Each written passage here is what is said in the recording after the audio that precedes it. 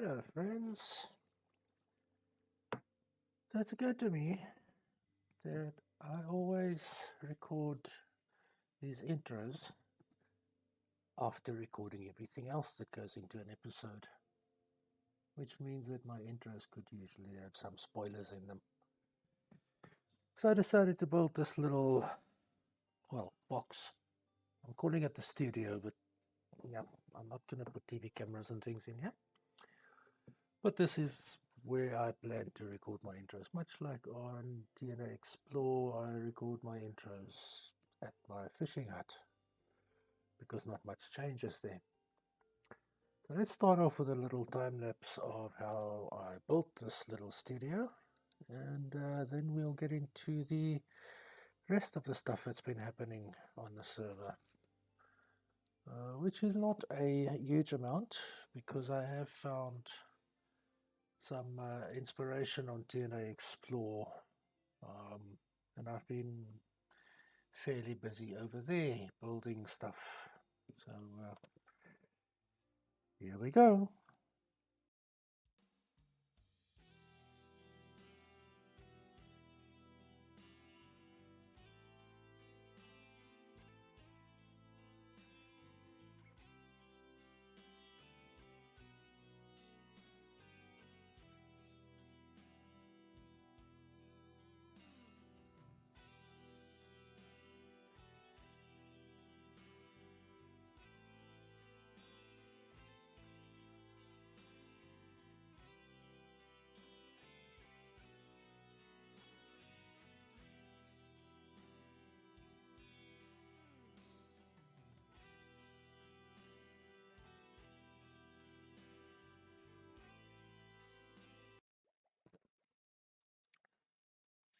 So I'm recording this clip after everything except the intro. And I want to start at a very ugly little box because there's a new live series that's just started called Past Life, and they're starting on Minecraft 1.2 beta, and every week they're going to upgrade to a later version of Minecraft. So the OGs like Etho and B-Dubs have been teaching all the guys about how to play in beta. We also got some lore about the two mysterious members of the life cast. Hello, Rain. Etho, firstly. The guys were talking about what they were doing in 2011 when version 1.2 was out. And Martin mentioned that he was 18 at the time. And Jimmy mentioned that he was 15 at the time. And I asked Ether how old he was in 2011. And he said late teens or something like that. So Ether was in his late teens or something like that in 2011. Ether lore! Another one, when they were talking about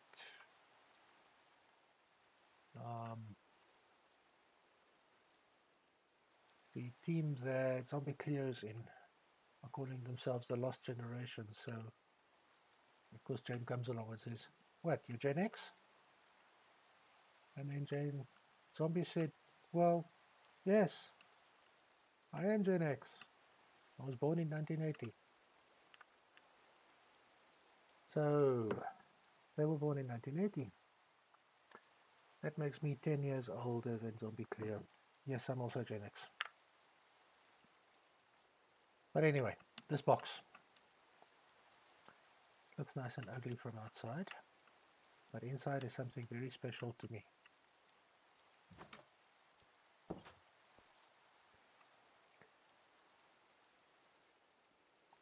Yeah. This is the Tinfoilchef Memorial Mine.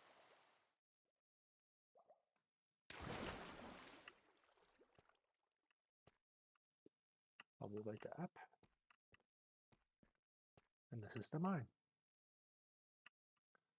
So I've been branch mining the way that Tinfoilchef always did.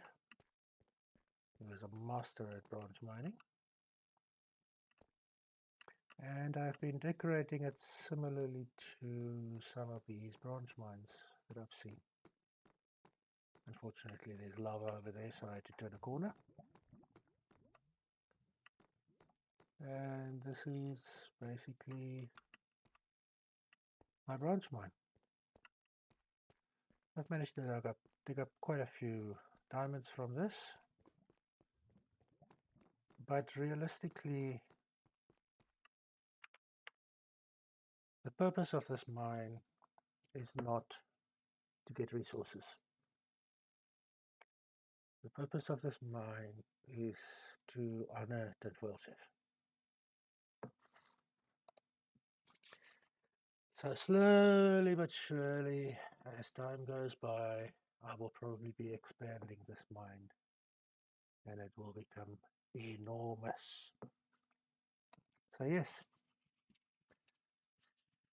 before I start crying, let's move on to the next clip. Good morning, Neville. Good morning. What am I going to call you?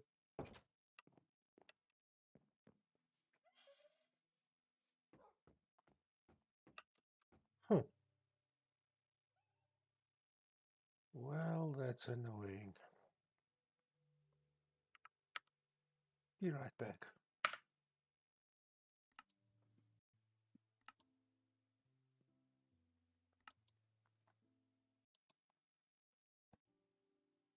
I'm back. And I have a solution for this. This is an Enderman. So,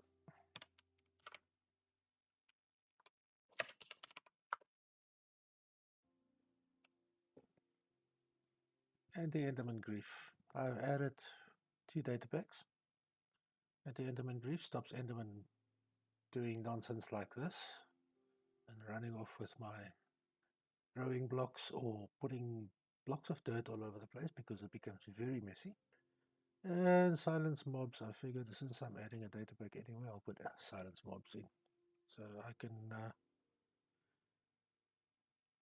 stop some noise. So both of these are available from vanillatwix.net. A very useful site.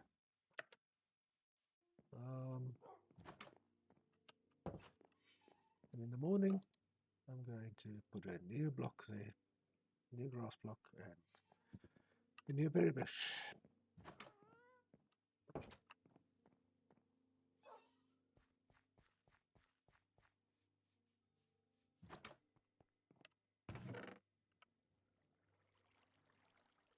Good.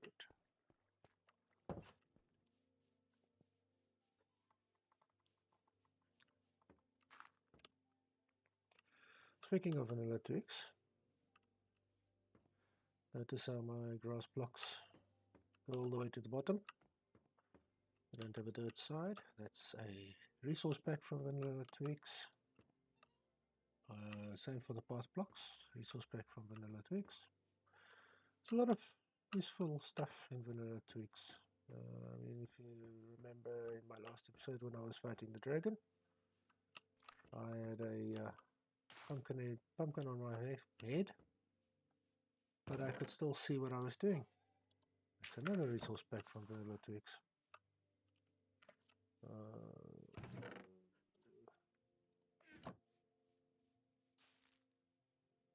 There we go.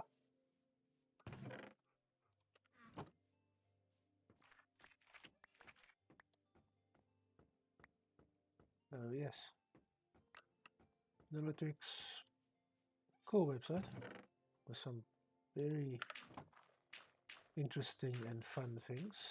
I mean, there's a lot of stuff. You can change the gameplay quite a bit with just vanilla twigs but data packs, and you can change the look quite a lot with vanilla twigs resource packs. I try to not really go overboard with it, but some things are cool, like the the grass sides textures and getting rid of annoyances like that. That's very useful. So yes, just a small change in the rules of the world. So, a bit later, a couple of days later, a week or so I think maybe. So I've been doing some stuff. I moved my sugar cane over there and planted more potatoes. I don't know why, just for fun I suppose. Put some stuff around my smelter. But I've also been making farms. So let's go look at the first farm.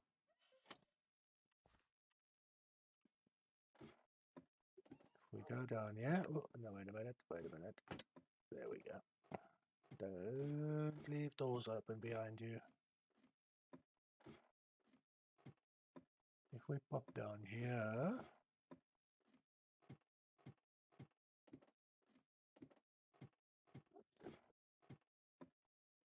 and then we scoot over here and note to self, put some stairs in here.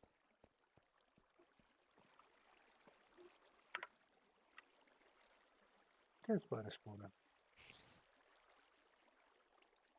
I'll see they immediately die from fall damage when they get to the bottom. That's a 23 block drop, and it takes 22 blocks to kill a mob. And then down here is my collection system, which is literally just a bunch of hoppers going into a double chest. So, yeah, I needed string.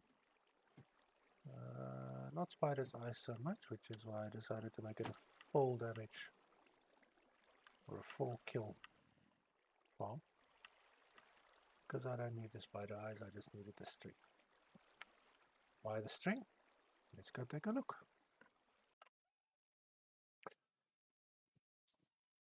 So why so much string? Well, let's actually just warp over there. I was going to show you my little bit of a start to a nether transport system, but I haven't done this at the destination yet, so shulker farm.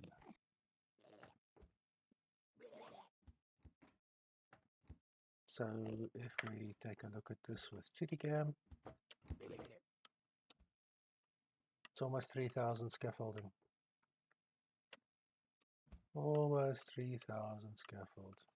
That's why I needed all that string. So to run the farm, we go up here. There's all the shulkers in there. To run the farm, we go over here. We walk up to this scaffold and we walk down. We climb down the scaffold all the way to the bottom. Wow, it's noisy. And there we go. So the farm's running. And so long as it keeps running, I'm going to be connecting shulker shells. So as long as I stay down here, I'm collecting shulker shells. To stop the farm, I just have to leave it. It takes a while to ramp up, it takes an even longer while to stop. Which is why I have this glass around here, so that I can get there safely. I collect my shulker shells and I go home. So, we have shulker shells. And to get the shulker shells we needed string and bamboo, obviously. My bamboo farm you've seen. I've made a couple of small little improvements to the storage area. Well, firstly, Now my smelter is in a sort of building, and there's another portal there. I made a couple of small improvements to my storage area. I can still throw things in here. I can also climb up here.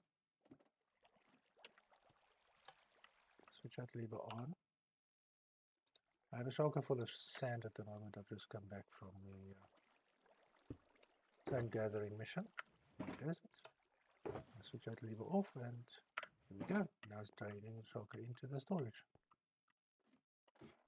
And if I remember to do the actual filter, I didn't do it this side, did I? No. How much string do I have left? Quite a bit. Boss. This amethyst. And there we go. Sand is coming in. It's not fast, but it's a little less time consuming in terms of my own time to just stick it in there and let it drain on its own. Because then in the meantime I can be getting on with other stuff. What else have I done? I was concerned. Always think about overflow, either overflow or off switches in farms. Now the pumpkin and melon farm, it's difficult to do an off switch for that. It's not easy to switch it off. So what I've done is these two top chests, I've swung them around. So they were aligned like that. Now they're aligned like that.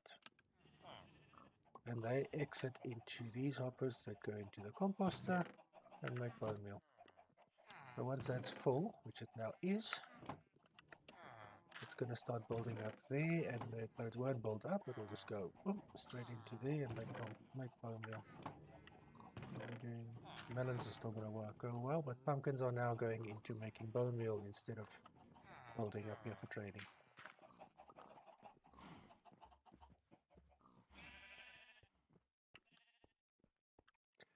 So that's my overflow, so I don't have a bunch of entities accumulating there, and they turn into something useful.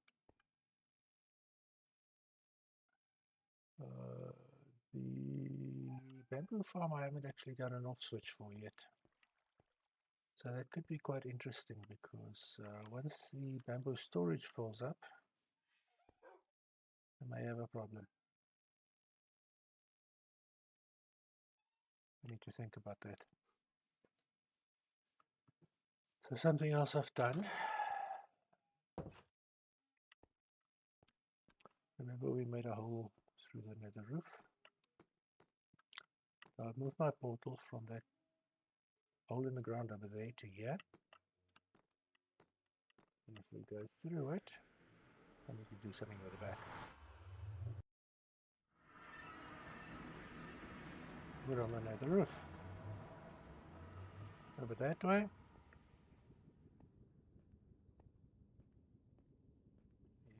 Is my nether roof hole, so I can go into the nether proper. And this way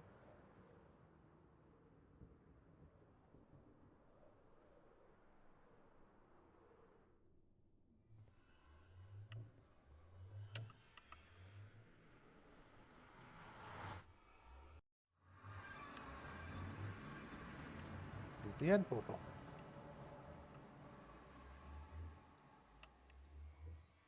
Now the problem is that we're going to the end. Yes, I did sleep in my bed, so I can go through.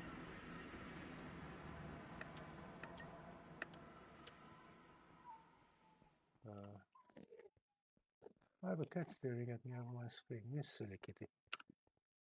Trouble is, if we go into the end, the N31, that's where the shulker farm is. It's a very long way off. And the portal that we went through is over here somewhere. So from the portal to the end city is actually further than from the home island, the center island, to the end city. It's 2,842 blocks from here. So I don't have an easy way to get from here to the shulker farm, which is why I'm still using warps to get there.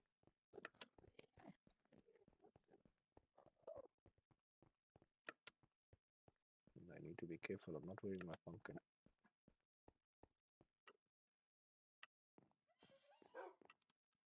So yes, that's the start of my nether roof transport system.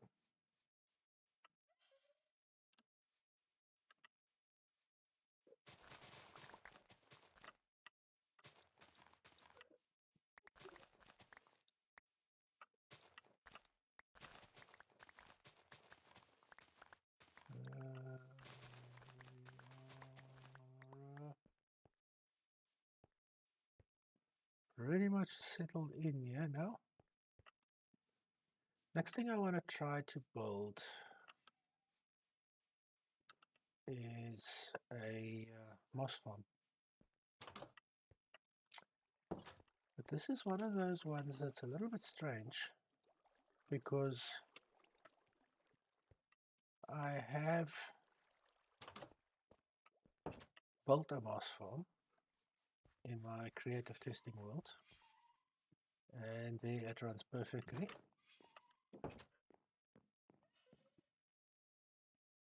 But then I got a bit nervous. I made a copy of this world onto the same server. I just copied the entire server and ran the copy and then built the moss farm in that, and it didn't work. And I don't know why. So I need to try again and see. It might have been in the wrong state when I made the Mathematica schematic of it. So it might just be a matter of getting the state right before switching the lever on. But we'll have to see if it works. Anyway, I think it is pretty much it. I can't remember now if I've shown you my creeper farm. It's a very standard creeper farm.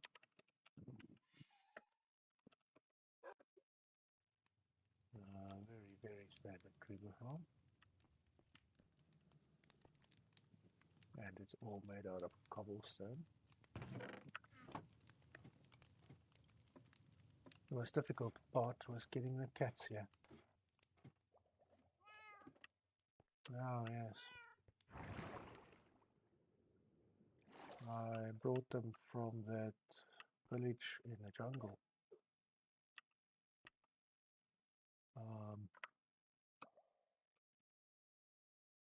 Which was really difficult. I had to put them in boats and lead the boats quite a lot because they had to be in boats anyway. So we have a cat here. Let me just put Fulbright on. Fulbright doesn't work with shaders, never mind. There's a cat here. There's a cat here. I was actually quite sad. I had to put a jelly in here. And I haven't made any effort to spider-proof it, obviously. So you do get spiders in here, but I'm not looking for mega production rates. I'm hoping some creepers spawn now. Essentially what happens is creepers spawn, they get scared of the cats, they try to run away. And they fall down there because they think they can walk across here.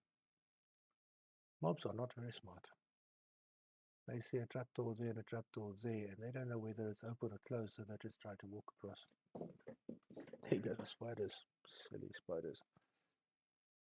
But no creepers are spawning. Oh well, not too worried about that.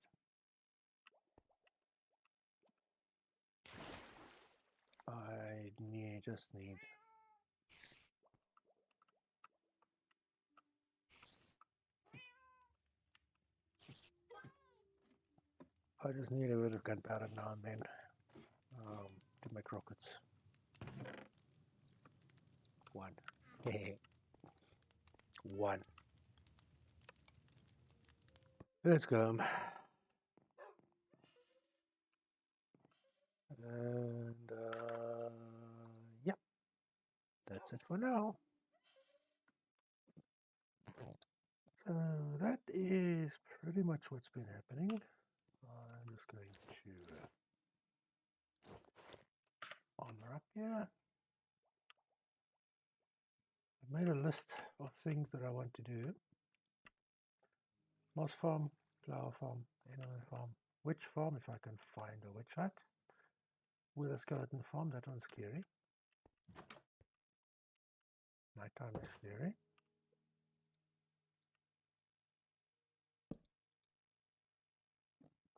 Quick snooze. So it'll be daytime because I say that's pretty much it, but I did do a little bit more. So this is where the studio is, obviously.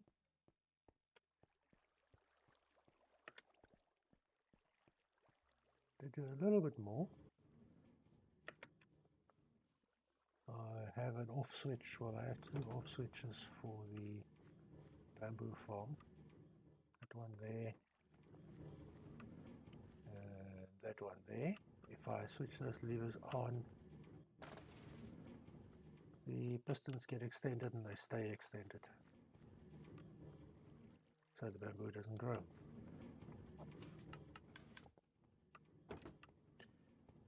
I also did a bit of building over here because my copper has been building up. Copper's been accumulating quite nicely. So I enclosed, let me just, no, we're good.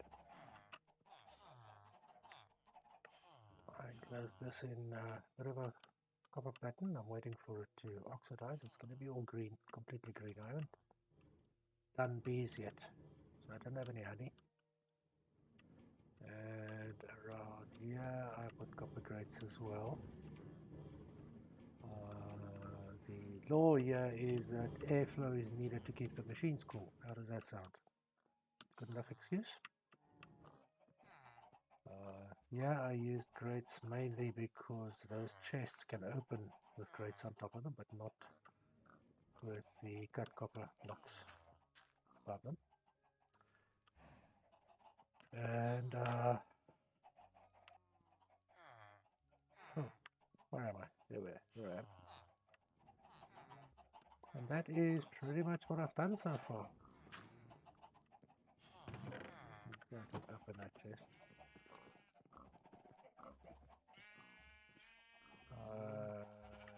Added 2 more villagers to my trading hall. Not threaten them. Added these 2 guys. I was hoping to get a cleric that sells glass, but unfortunately I put 2 clerics in here, neither of them sells glass. But at least they both sell bottles of enchanting.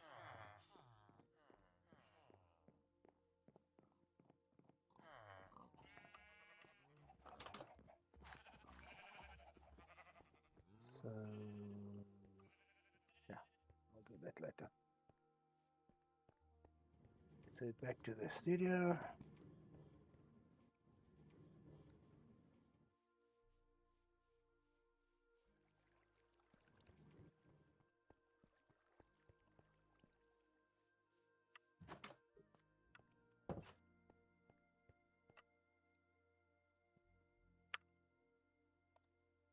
And that's the episode. Thanks for watching and see you next time.